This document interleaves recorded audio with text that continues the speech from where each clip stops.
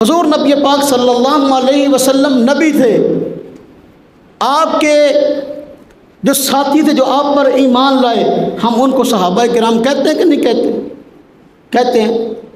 और जो आपकी बीवियां थी अज़वाज, कुरान पाक ने उनको उम्महातुल मोमिनीन फरमाया। वह अज़वाजुहु उम्महातुहुम, कुरान कहता है हुज़ूर की बीवियां तुम्हारी माएँ हैं। जबकि मिर्ज़ा ग़ुलाम अहमद कादियानी के जो साथी थे उनको सहाबा कहते हैं और उसकी बीवी को उम्महातुल मोमिनीन कहते हैं। अगर उसका दावा नबूवत नहीं था, उसके मानने वाले सहाबी कैसे हो गए? उसकी बीवी उम्मुल मोमिनीन कैसे हो गई?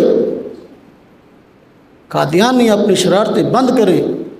अगर हमने पहले एक बड़ी तहरीक की शक्ल में अगर हमने पहले कादियानी को काफिर किरदार तक पहुंचाया है और आईनी सतह पर उनको काफिर करार दिलवाया है, तो हम आराम से नहीं बैठे हुए। अब अगर दोबारा फिर इस कानून के साथ छेड़छाड़ की जाएगी, दोबारा फिर उठेंगे इंशाअल्लाह।